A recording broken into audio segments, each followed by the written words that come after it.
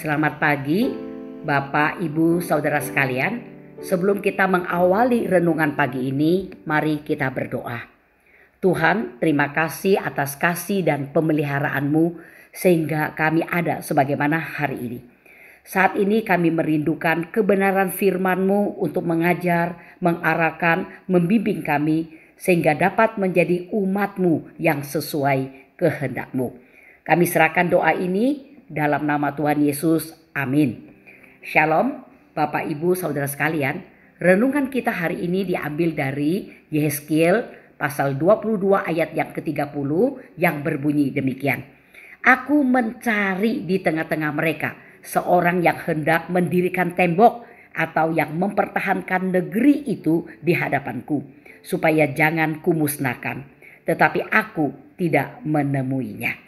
Bapak, Ibu, Saudara yang dikasihi oleh Tuhan, kalau kita membaca seluruh Yehezkiel pasal 22, nampak saat itu hidup bangsa Israel di Yerusalem sangat dikuasai dosa. Mereka hidup tidak karuan di hadapan Allah, sudah meninggalkan Allah. Dan ini terjadi pada seluruh lapisan masyarakat, pada penduduk biasa maupun para pemimpinnya, yaitu para pemuka bangsa atau negara, para imam, para nabi sebagai pemimpin-pemimpin rohani mereka.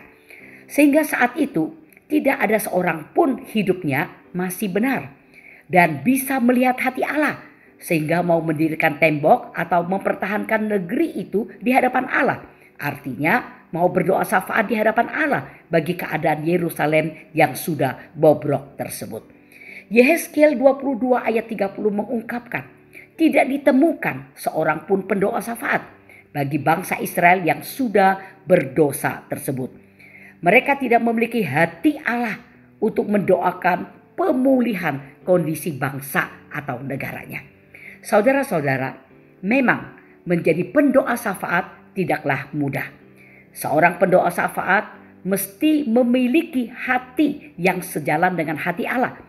Yang bersangkutan mesti bisa setia di hadapan Allah walaupun ditinggal sendiri oleh bangsanya yang memilih hidup dalam dosanya. Banyak orang tidak memilih sebagai pendoa syafaat. Mungkin karena mereka salah mengerti hati Allah. Mungkin mereka takut mempertaruhkan imannya kepada Allah. Mungkin khawatir Allah tidak menjawab doanya. Mungkin mereka ditelan kesibukannya, merasa bekerja lebih efektif daripada berdoa dan sebagainya. Bapak, Ibu, Saudara-saudara, melalui Yohanes 15 ayat yang kelima, Tuhan Yesus memperingatkan bahwa di luar Dia kita tidak dapat berbuat apa-apa. Jadi tanpa bergaul erat dengan Allah dan mencari kehendak-Nya, semua usaha kita akan sia-sia saja. Kita sangat membutuhkan Allah dalam kehidupan ini. Maka kita membutuhkan pendoa syafaat di kehidupan ini. Bapak, Ibu, Saudara-saudara, dari Matius 23 ayat 37 terlihat Tuhan Yesus menangisi kota Yerusalem saat Dia menaikkan permohonan untuk kota itu. Ya, Ia berdoa syafaat. Nah, jika kita benar-benar memiliki hati Allah di dalam diri kita, kita akan terdorong untuk menyatakan permohonan kepada Allah bagi orang-orang yang akan berhadapan dengan hukuman Allah.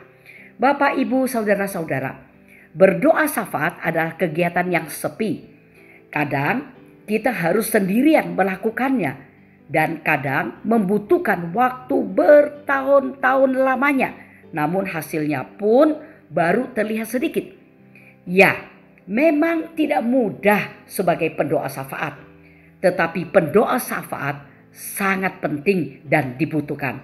Baik bagi sebuah keluarga maupun suatu bangsa atau negara.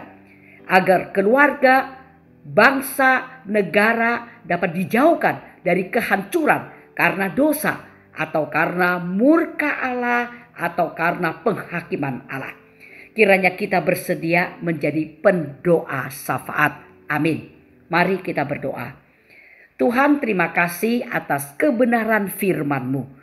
Tolong setiap kami dapat menjadi pendoa syafaat bagi diri kami masing-masing bagi orang lain, bagi keluarga, bagi gereja, maupun bagi bangsa dan negara kami.